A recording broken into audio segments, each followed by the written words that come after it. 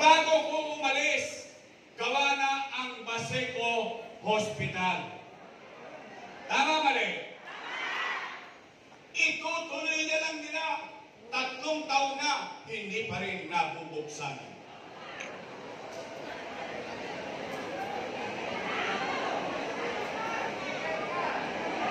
Kaya kung kayo binigyan ng ospital, from health center, ginawa kong ospital, kasi nag-aalala ko, maraming inaatake. Hindi na umaabot sagat, dahil sa Delpan pa lang, traffic na, tegi na. Hindi ba may sakit ka, hindi ko, nasaksak ka. Naubusan ka ng dugo, saan? Sa ilalim ng tulay, ng Delpan. Hindi ka umabot sagat. Tama. Pangalawa, Nay, totoo ba na kapag pupunta ka sa health center, kailangan naka-online schedule ka pa? Wow! Sosyal! Ano St. Luke's?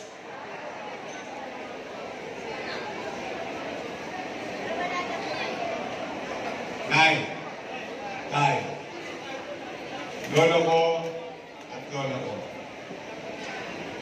Diyan yung mahalata na ang leader hindi niya nauunawaan ang katayuan ng kanyang mamamayan. Bakit? Online, schedule. O sige, pagbigyan natin. Una, ano ang kailangan mo sa online schedule? Cellphone. Ano? Libre ba cellphone? Toskas ka. Pangalawa, ano kailangan mo? Load. Libre ba load? Toskas ka. Pangatlo, pinakamalupit. Hindi ka marunong mag-online.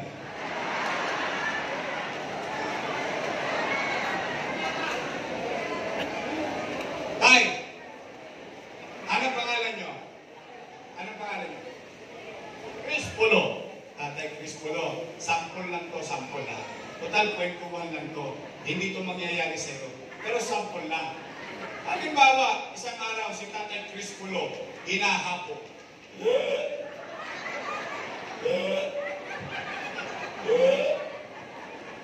Apo, dali mo nga ako sa health center. Hinahapo ako, magpapacheck up ako. Ano sagot mo nga po? Tumigil ka, lolo, wala kang online, ha? Ano nangyari kay Tatay Chris Pulo?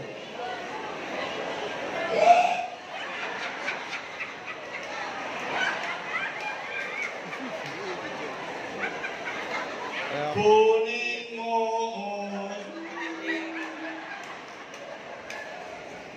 It doesn't make sense. Ang health center, hindi ka para gamutin. Ginawa ang health center to address your immediate healthcare needs. Ano yan? Ano ibig sabihin? Halimbawa, gusto mo magpabakuna laban sa pneumonia, ang health center. Halimbawa, gusto mo magpa-BP para ka nagdidelirio, punta ka, health center. Halimbawa, anak mo, buntis, kukuha ng iron, kukuha ng calcium, yung matanda, kukuha ng metformin, lusartan. O halimbawa, yung apo nyo, may tulok, may luga, may muta, umiitin. Health center yan. Yan ang purpose ng health center. Easy access. Bakit kailangan pang mahirapan ang taong bayan? Dahil kung may sakit ka, sa ospital ka dadalhin. Tama ko ba? O tingnan ninyo, kayo maging testigo, kayong lahat dito. Bago ko umalis, gawa na ang Baseco Hospital. Tama, mali? Itutuloy na lang nila. 3 taon na, hindi pa rin nabubuksan.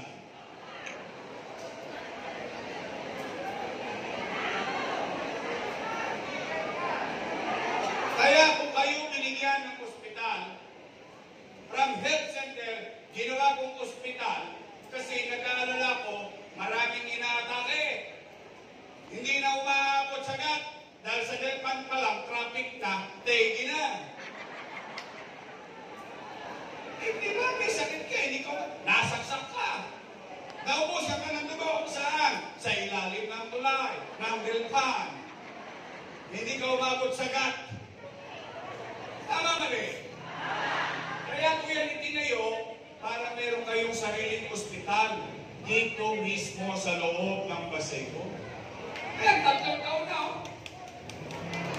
Ngayon, puro sisi. Sisi. Sisi na sisi. Sabihin nyo nga sa kanila, pumunta sa laot, maraming sisi doon. Hindi, totoo lang. Tay, kayo, testigo buhay. Pandemya.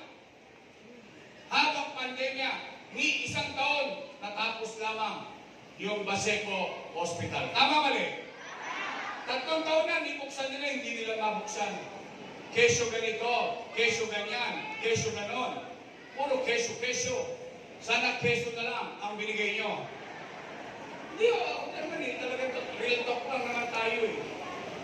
Kapakinabangan niya ng tao.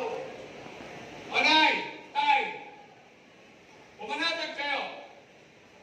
May awa ang Diyos sa tulong ninyo. Nakabalik tayo. July 1, uupo tayo. Sisiguraduhin ko sa inyo, hindi pa nagdi-Disyembre ng 2025, bubuksan ko ang Baseco Hospital.